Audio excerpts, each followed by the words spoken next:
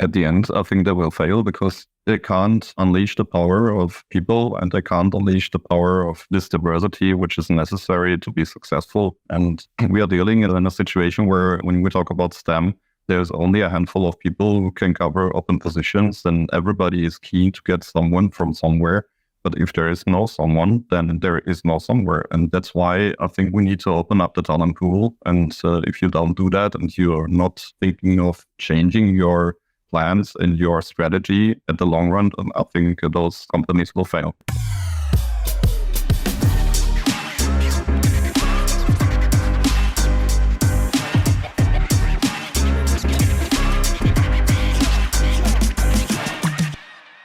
Welcome to the Future of Field Service podcast, where we deliver both information and inspiration on how to differentiate your business through service and lead through change. I'm your host, Sarah Nicastro, and I'm here to guide you through conversations around the trends that matter most, from business transformation and customer-centric innovation to the service evolution and attributes of effective leadership. Join us on this journey as we welcome industry leaders, visionaries, and experts to share their personal stories of change, challenges, triumphs, and transformation. Let's dive in. Today, we are going to be talking about why equity and inclusion are everyone's responsibility.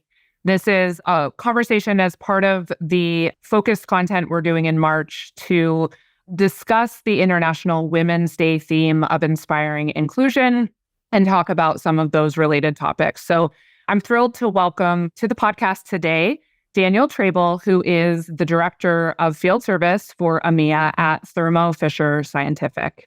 Daniel, welcome to the Future of Field Service podcast. Hello, and thank you for being here. Yes, thank you for being here. So before we get into our conversation for today, which I'm very excited about, tell everyone a bit about yourselves, your role, and Thermo Fisher. Yeah, maybe I'll start with the company because probably the majority of the listeners don't know what the Thermo Fisher is. We call it a hidden champion. It's a huge organization. We're more than 120,000 people worldwide. We are in the scientific research, analysis, and diagnostics market, where we operate in different various segments, like in the life science, clinical diagnostics, and the analytical instruments and healthcare business. We have a mission, and that mission is to make the world healthier, cleaner, and safer. And that's a strong commitment, I would say. And I'm representing here the Instrument and Enterprise Services Organization, which is the service organization for our chromatography and mass spec instruments. Those instruments were used for water analysis, for drug testing, for drug filtration, and also for any other diseases like rare diseases, like cancer research and so on. So it's an important area. I'm super proud of, let's say, supporting our customers in their business. A bit about myself. I'm now 20 years in field service, so it's already a long time. Based in Germany, so excuse my bad accent, but that's okay. I'm the father of two 4-year-old twins. It's 2 girls, and I'm super proud of the two. And that is also one of the reasons why we are speaking here and why it's important for me to bring more women into field service. Yeah, I love that. Yeah, it's sometimes when these issues become personal, it takes on a different lens. So I appreciate that. Now, we're going to talk today about some of the methods that you have had success with at Thermo Fisher, increasing gender diversity among field technicians. But before we do that, what I'd like to talk a little bit about to sort of frame this discussion and expand on what you just mentioned is the theme of International Women's Day this year is inspiring inclusion. But they talk even on the website about how everyone plays a role in that, right? And so we're focused at Future of Field Service this month on discussing the themes that are related to the International Women's Day focus. We're amplifying and sharing women's voices of leaders in service. But I think it's important to recognize that everyone, men, all different types of leaders, all different types of roles within the organization across the board can play a part, have to play a part in this issue. So men need to listen, engage, be allies, etc. So what are your thoughts on that? And how do you perceive your role in this idea of gender equity and inclusion? Yeah. So I think it's a change over the years. So especially in service, there was a male environment, and it was easy for male to network because everybody speaks the same language, the same thoughts. But it's also, I would say, it's difficult because with that, you can't develop further. And because it's like when you're in the same family without any input from a side, fresh ideas, fresh thoughts. Again, about myself, I think one of the reasons why I'm so, let's say, pushing for this year is because I don't want to have my two little girls only thinking they're Georges, they're pretty, and they are, let's say, good looking, but they are strong and intelligent and also self-confident. And that's something I'm trying to tell them every day. And we need to ensure that women don't feel that they are, let's say, the weak people and they can't do the same like male do. So that's why I think we need to change a bit our thoughts about that. And it's not only the women's network. We also need to have male, which are in, let's say, in leadership positions to push that. Otherwise, it's difficult to drive that behavior change. Absolutely. And I think it's a good point that it's the idea of gender equity is something that it's not fair to expect for us to achieve that if it's women trying to take that on, right? It's a shared responsibility. I know one of the ways beyond what we're going to talk about today in your talent recruitment and hiring processes, but I know another role that you play is you sponsor the Women's Employee Resource Group in Germany, correct? Correct, yeah. We have a network of BRGs. We call it business resource groups, where we also have a network between all those local groups, and I'm sponsoring the one which is located to the entity we have in Germany. Yeah, we have all over the globe, as we have many entities and many divisions, networking groups where they start to network. This one is a pretty young one, I would say, is about 1 year old now, while we have others, they already do a lot of activities like external speakers, like sharing training and sharing ideas and articles and so on. But it's important that it's not just something for women. As I said, it's also important that when we open this up for all the males, the men in the organization as well, to ensure that it's not a soup which you can't put your ingredient in because of your gender. Yeah. And you mentioned earlier that one of the risks of not working toward gender equity in field service is that you have a group of people who get stuck in similar thinking. The same thing could be true of a women's employee resource group that is only women, because they can go and share challenges and commiserate and network, but we need people there that don't think that same way to understand better and to understand the issues, understand the challenges, and think creatively about what we can do to take that back into the business and make changes. So I think you're absolutely right that it has to be inclusive of all, and it has to be viewed as an issue that is important for everyone to think about and to be creative with, et cetera. And so that's a good segue to what we're going to talk about, which is really getting creative then within the business about, okay, so we know this is a challenge, and what can we do differently? What can we do to solve it? So we have an issue here where in service across the world, there's a talent gap. So companies are already struggling to bring in talent of any sort. And then you marry that with the desire for more gender equality. And that led you to make some changes in your organization that have had some positive results. So to start, can you just give an overview of that journey?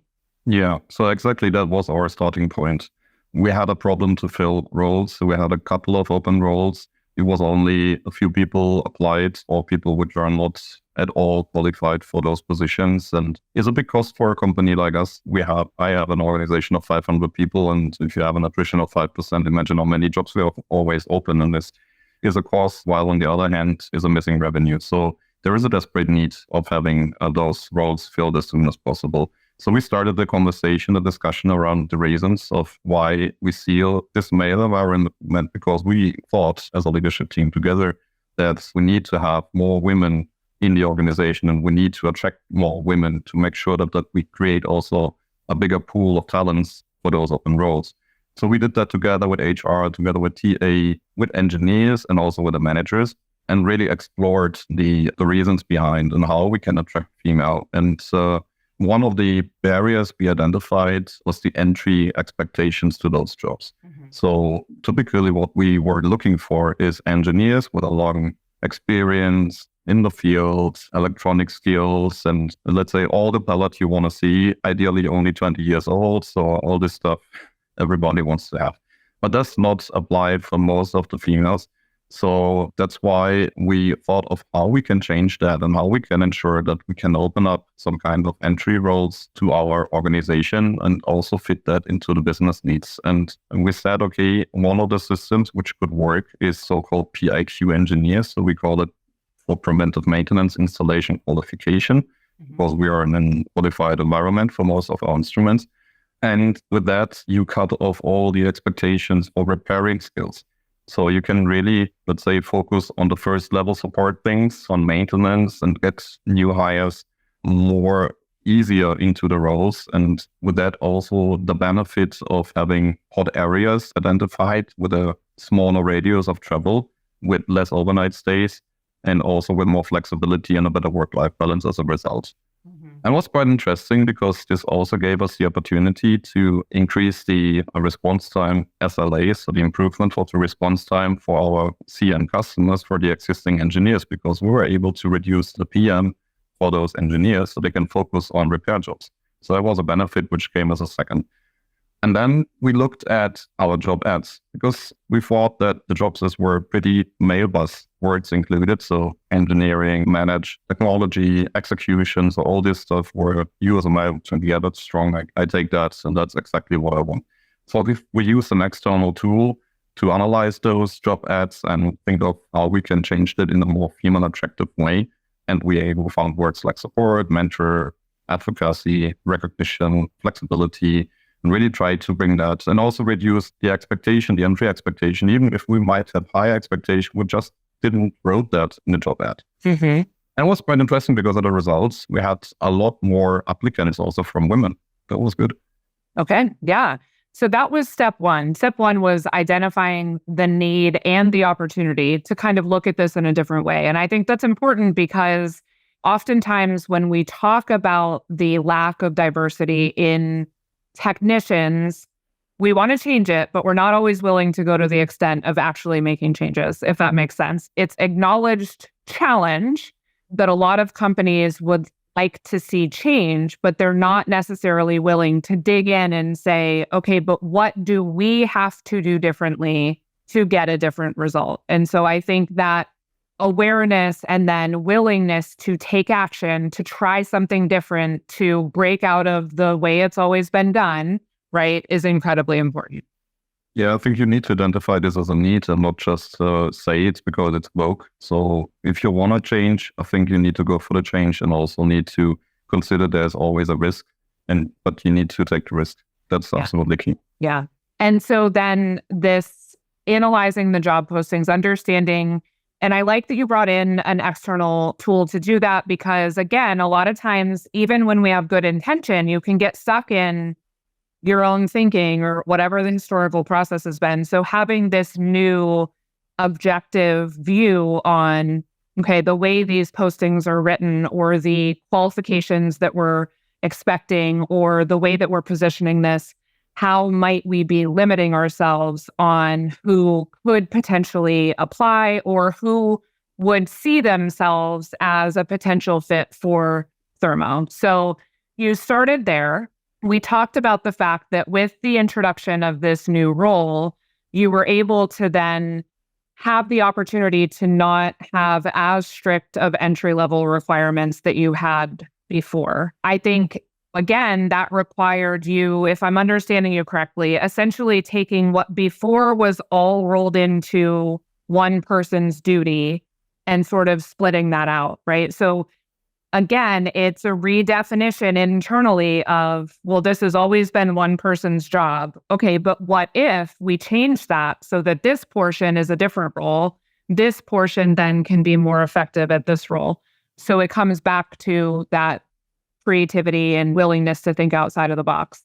Now, you mentioned this briefly, but I want to go back to who all did you involve in this process? Because I think it's important to think about the cross functionality of that and who was involved in the decision making, et cetera? Yeah. So again, the decision to change that is not only from the management, and we need to ensure that if we change something which also has an influence to the team, that we include the team in this conversation, especially those engineers which are already working in the organization. They have some fears that if they only focus on corrective maintenance, that they need to travel longer distances because they don't have the nearby PMs anymore to cover. And that were definitely talking points and risks we saw. At the end, it really turned out it was not the case, and they do basically the same what they did before. It's just a matter of being more flexible to our customer needs and giving the new hires focusing on this local PM and installation activities and give them the chance to work there. We also include a talent acquisition because they have the conversations upfront with the talents and HR to understand also from a non-male environment what they think we should think about. Let's say that we, as a male leadership, and to be honest, in my leadership team at that time, there was only men, and you have a specific way of thinking, and you might have, let's say, any different facets, but you don't cover the whole variety and the diversity you might need for such a program. And we got a good feedback also on the fact that, let's say, male might apply for a position if there's only 50% they can match with, while women say, no, I'm not able to do this, and this is only a small portion, so I will not apply. Mm-hmm. So that's also the reason why we lowered the entry expectations advertised in the job ad. Yeah. No, I think that's important because you can always have more discussions, right? I mean, this is just the first impression with folks, the first outreach to get people to apply. You can always talk further about what the expectations are. But I think the challenge is in an environment where we are struggling so much to get talent, if you are limiting yourself from the very beginning, you're missing a lot of potential, right? And so if you lower that initial barrier to entry, then in those conversations, maybe you will find someone who doesn't meet every single requirement, but that you just feel has huge potential for your business. And then you as a company have the ability to make those decisions instead of you never coming across them, right? So absolutely. All right. So talk a little bit about what the results were here. So with this new segmentation of work and having sort of the repair work and the preventative work separate, you created 6 new positions and 4 of those were filled with women, which is really exciting. Talk a little bit about what you found and what the results ended up being. Yeah, that was quite interesting because at least I was not expecting that high percentage of first application, but also secondly, that we really found great talent and we not just selected the women because we were looking for them. So they really stand out against the other applicants and they had a strong presentation and a strong background, which fits perfectly into the role and as expected.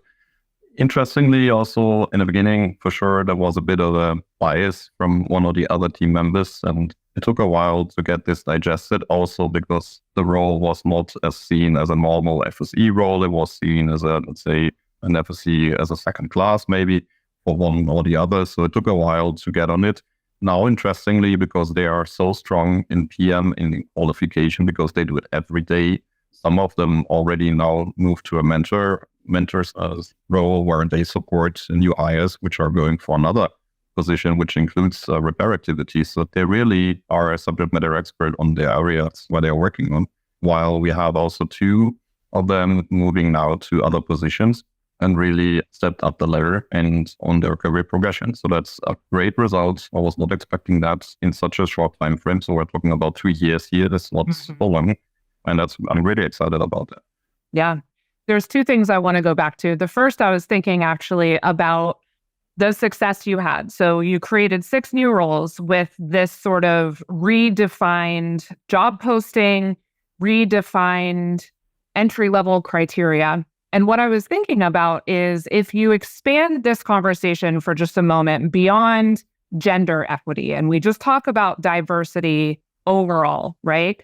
The other thing I'm assuming you have the value of is when you have the entry-level expectation of this qualification, this many years of experience, et cetera, you're bringing people from a set of very commonly shared experiences, where when you change that to having less strict entry-level criteria, I'm assuming you see more diversity in background, like where people are coming from, different roles, et cetera. Is that true?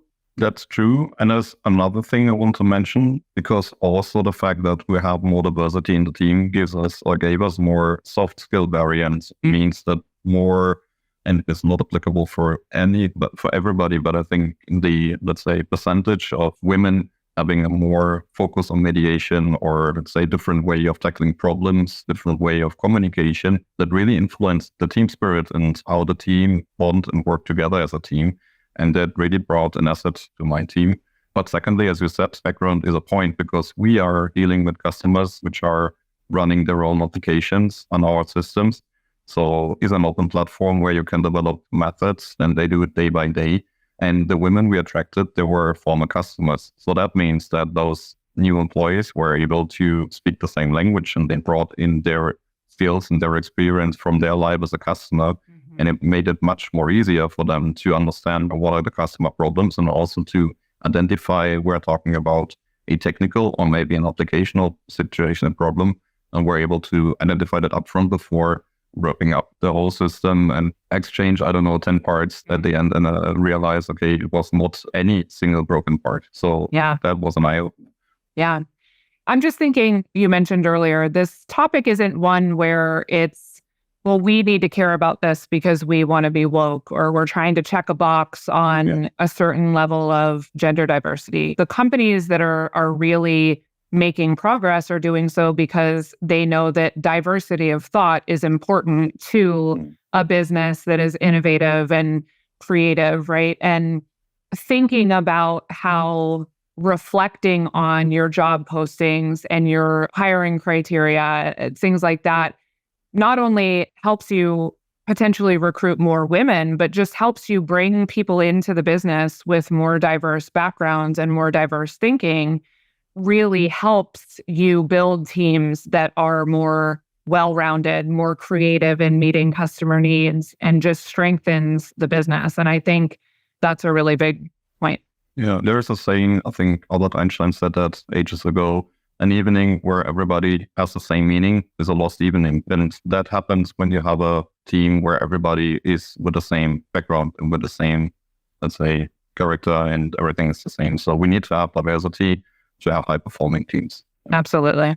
So the other thing I want to go back to, which is just such a, I think, really impressive point, is that of those 6 new positions, you have people that relatively new to the business are already progressing into leadership roles. And I think this is important because we need to think about not just how do we bring more diversity into the business, but how do we support and enable that progression, right? So that's one of the challenges we see, is because bringing in frontline workers is an acute need for the business, we can focus all of the efforts there. But ultimately, you want to have diversity reflected in all layers of the business, right? And so the fact that the people you're bringing in are already progressing through, I think, is really impressive.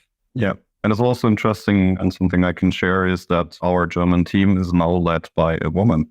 So the more than 100 engineers which were on their own beforehand, they are now led by a woman. That's a massive change. And I already see some benefits, so it's really good to see that. Yeah. And so that leads me to the question then about how has this focus on bringing more women into the business, how has that made you then need to reflect on what is their experience like once they're part of the team? Because I have to think there's some evolution there in what the culture feels like. We have to make sure that if you change the job postings and the hiring criteria to get more women in, that's great. But then you have to make sure they're coming into an environment where they do feel it's inclusive and they don't feel ostracized or uncomfortable or have a negative experience. So is there any work you had to do to sort of carry the focus through to make sure that once they were a part of the team, they were having a positive experience? Yeah, I think we haven't done any specific, but for sure, when you have a small team where you're the only woman in the team, there might be difficulties, especially when you have, let's say, a lot of engineers are doing service for many years without any influence of a woman in the team. So there's always a stalling phase in team building, and the team had to go to those phases. But it's the responsibility of the line managers to take care that every friction identified is turned away, and the whole management team stand behind this program. That's why we included them in the very beginning. At the end, I think they feel happy. The whole team appreciates the diversity we have. And we are not talking about diversity, just male and female. We're also talking about people of color, and not so many in Europe, but also in North America, my counterpart. And any other. And we as a company, we embrace employees for inclusion and diversity. And we have a corporate program where we always share success stories and so on. And in fact, in case of the field service, we work closely with the sales department. We work closely with application support, where we have a lot of women in the organization. So there's a lot of touch points, and also the fact that we have this ERGs, giving them the chance to connect between each other, even if they're maybe only one in a male and dominated team, and that give them the sense of belonging. Yeah. I think when I'm reflecting on what you're saying, I think there's three aspects to this. One is, you mentioned you had support from top leadership down on this initiative. And I think that's important because you're going to make progress on what you're paying attention to. And when things arise that need to be navigated, it needs to be a shared and aligned objective that everyone understands the importance of. The second thing is, to your point, being willing to address problems as they arise. Don't ignore things that are potential issues. Don't sweep things under the rug that shouldn't be swept under the rug. Be willing to face things head on, and be willing to dig into any behavior or thinking that needs to be changed, and work with the teams to do that.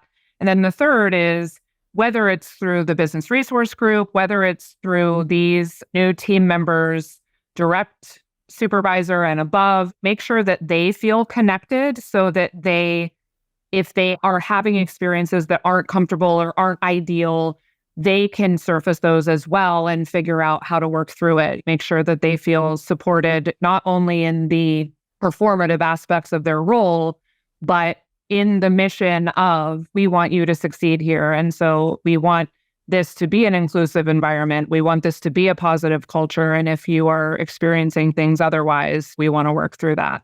I think if you can make sure you're focused on all three of those components, you're getting ahead of anything that could potentially be a challenge. And it sounds like, obviously, in your scenario, if these people are already progressing through the business and leading teams, you're doing a good job of that, or they wouldn't be growing within Thermo Fisher, right? So that's good. So Daniel, I'm hoping, with the success that you've had in this area, what have you learned that you think is replicable in another area of the business or by another company, in terms of, if you are committed to this, these things work? Yeah, it's not always that you can adapt one by one. In our case, we had the lucky situation that, because of the application background and the fact that our customers are, let's say, focusing on application, we had some kind of synergy. In areas I can assume where this is not the case, it might be a bit more difficult. But nevertheless, I think it's important to ensure that you understand that you need to change something. You need to think about how you can lower the criteria and how you can find a solution. As an example, and that was also one of our issues in the beginning, due to the fact that they don't have an electronics background, we had an issue with the electrical safety. So we decided to go for an internal program and implemented that certification program with safety officers. So we got rid of that risk and that criteria.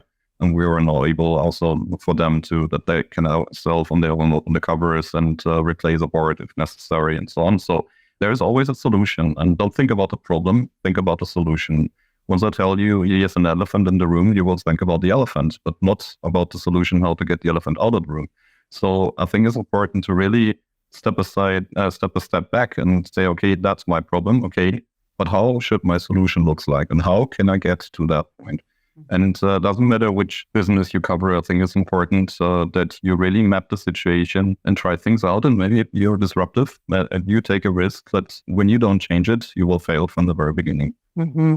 Yeah. And I guess, what would you say to the people who are unwilling to get creative with this issue, or maybe don't even recognize the importance of it? At the end, I think they will fail because they can't unleash the power of people and they can't unleash the power of this diversity, which is necessary to be successful. And we are dealing in a situation where when we talk about STEM, there's only a handful of people who can cover open positions, and everybody is keen to get someone from somewhere. But if there is no someone, then there is no somewhere. And that's why I think we need to open up the talent pool. And if you don't do that and you're not thinking of changing your plans and your strategy at the long run, I think those companies will fail. That's my clear statement here. Yeah.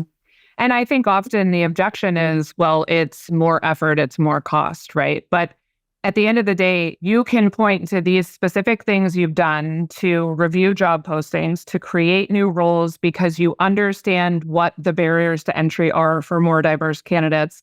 You redefine things to reduce those barriers. You mentioned you have this electrical certification that is necessary, but rather than expecting people to come in with that, you looked for a way to provide that internally.